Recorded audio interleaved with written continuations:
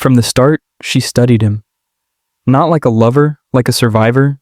His posture, his honesty, his habit of trusting people who hadn't earned it. This is not a love story, but story of betrayal. This is the story of Daniel and Lena. They met on a rainy Tuesday afternoon. A coffee shop, a shared charger, a smile that lasted 1 second longer than it should have. Daniel believed love was endurance. He believed that if you stayed long enough, patient enough, you could outlast any shadow. Lena never corrected him. Nothing remarkable, except that Daniel felt seen in a way he hadn't before. Lena felt something else entirely, opportunity. She noticed his open posture, his honest eyes, the way he apologized when others bumped into him. He was careful. He was decent. He was the kind of man people never suspected. Exactly the kind of man she needed. 3 years earlier, another man had died in a twisted car at the edge of a dark road. The police called it an accident. The city moved on. Lena did not. That man had been her first real love, the only person who knew her before she learned how to hide.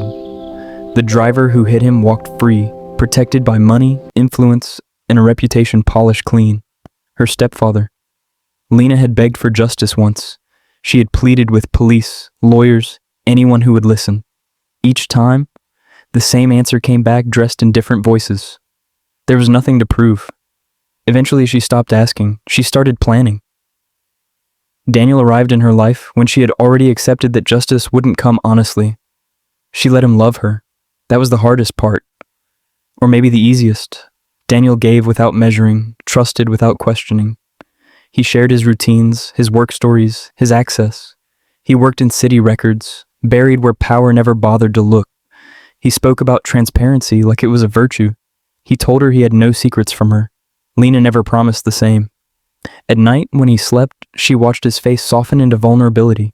Sometimes her chest tightened, and for a moment she imagined another life, one where she chose him for no reason at all.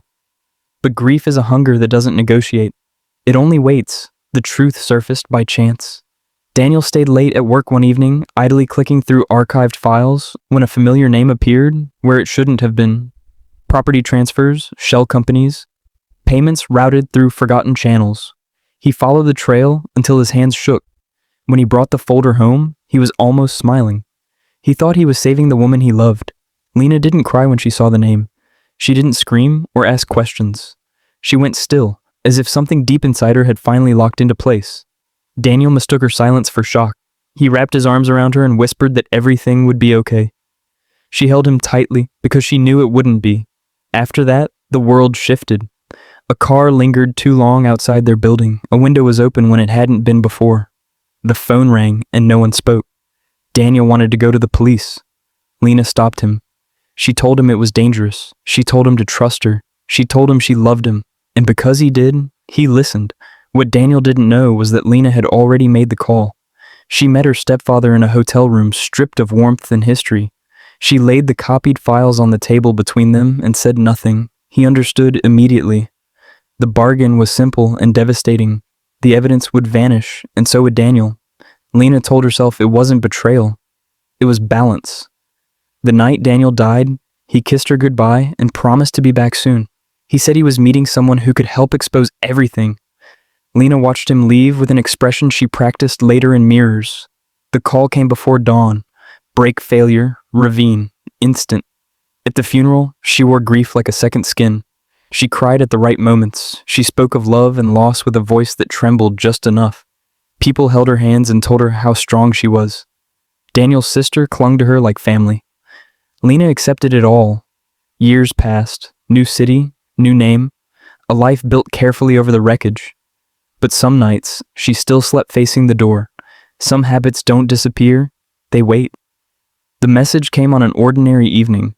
Unknown number, one sentence. He didn't die believing your lie. Lena's breath caught. Her hands shook as she opened her laptop and searched an old email account she hadn't touched in years. There it was, a message scheduled to send if Daniel didn't cancel it. Time-stamped the morning after his death, addressed to the police, copied to a name she didn't recognize. Attached files loaded slowly like something waking up. Daniel had known, not everything, but enough.